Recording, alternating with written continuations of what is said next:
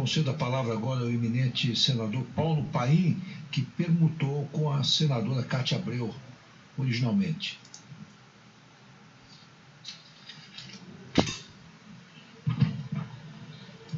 Senhor Presidente do Supremo Tribunal Federal, Ricardo Lewandowski.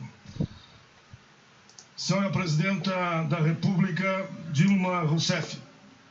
Presidenta Dilma, eu venho lá do sul, da terra de Getúlio Vargas, de João Goulart, de Brizola, todos tão perseguidos como Vossa Excelência. Digo aqui que eu tenho muito orgulho mesmo, de ter acompanhado a sua trajetória nos últimos 40 anos. E digo, a senhora tem uma história impecável, honesta e fiel às causas do povo brasileiro. É com tristeza que eu vejo esse momento, que foi criado por uma maioria eventual, em parceria com aqueles que estavam dentro do palácio e traíram Vossa Excelência. Calculo o seu sofrimento. A senhora que lutou contra a ditadura, mediante esses ataques à alma e ao coração da nossa querida democracia. A dor, Presidenta, eu sei que a senhora sentiu, a dor de uma traição é pior que as balas e as baionetas. A maioria sabe aqui nesse plenário que a senhora é inocente. Esse processo já está desmoralizado, não perante o Brasil, mas perante o mundo. O professor de Direito, Geraldo Prado, desta sessão aqui, onde a senhora está sentada nesse momento, disse: se esse absurdo que eu estou vendo aqui no Brasil fosse aplicado na Europa, não sobraria nem um presidente. O que mais me surpreende ainda, senhora presidenta, é ouvir aqui hoje a seguinte frase: mas o rito está sendo seguido. Então eu digo, calculo, senhores e senhoras, se uma maioria eventual, numa Câmara de Vereadores, de forma oportunista e irresponsável, que são maioria, apliquem o rito constitucional e comecem a destituir todos os prefeitos e todos os governadores. É esse o precedente que nós estamos abrindo aqui. Senhora Presidenta, os que atacam e a criticam fazem isso porque a senhora trabalha com uma força que é indestrutível, que é a força da verdade. Se compararmos os últimos 13 anos de Dilma e Lula com aqueles que os antecederam, veremos que mesmo no desemprego, a geração foi 25% a mais. Mesma coisa poderíamos ver nas universidades, escolas técnicas, valorização do salário mínimo de 300 para 80 dólares, a classe média que avançou em 38 milhões de pessoas, gastos com saúde e educação, e aí poderíamos avançar a importância das cotas para negros, brancos e índios pobres chegar à universidade, Pronatec, lei das domésticas, FIES, os estatutos da cidade, da juventude, da igualdade racial, pessoa com deficiência, Lei Maria da Penha e tantas outras. Criamos, inclusive, uma alternativa ao fator previdenciário, que foi sancionado por Vossa Excelência. O que eles querem, afinal? O que eles querem, é claro, está aí a ponte para o futuro do interino, atacando direitos sociais, trabalhista, querendo revogar a CLT com tal de negociado sobre legislado, terceirização da atividade fim, regulamentar o trabalho escravo, desvincular a receita da saúde e educação, privatizar tudo até o pré-sal.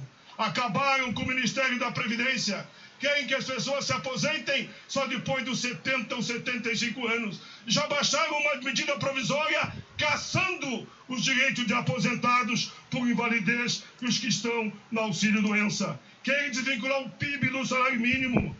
Senhora Presidenta, o que eles não aceitam é que a senhora entrará para a história como uma das filhas mais dignas dessa nação. Termino dizendo: os escravocratas são aqueles que atacam a democracia.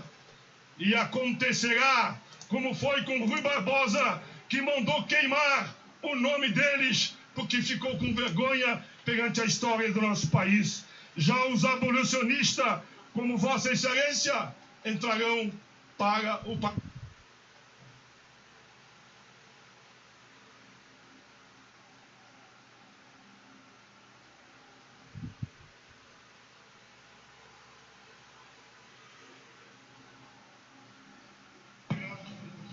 Obrigado, senador Paulo Paim. Senhora presidenta, com a palavra. Eu queria agradecer também ao senador Paulo Paim. Considero, senador, que entre as maiores realizações sociais do meu governo e o do governo do presidente Lula estão a política de valorização do salário mínimo. Ela foi um dos esteios da redução e de uma redução significativa da desigualdade social em nosso país, aliás, na contramão do que vinha ocorrendo nos países desenvolvidos.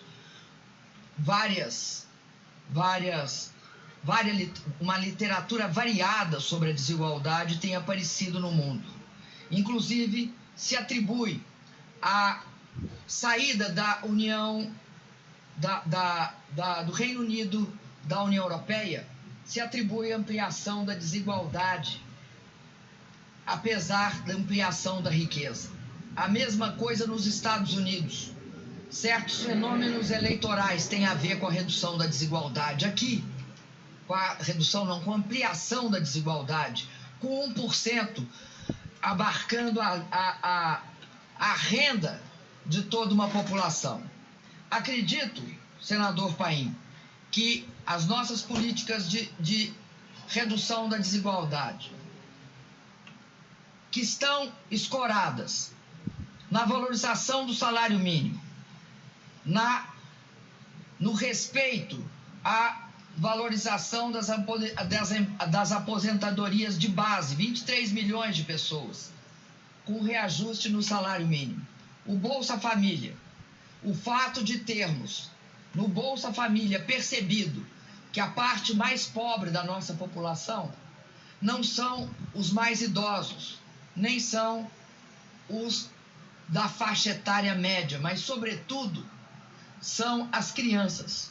E as crianças, para terem possibilidade de ascensão, elas precisam do aporte do Bolsa Família.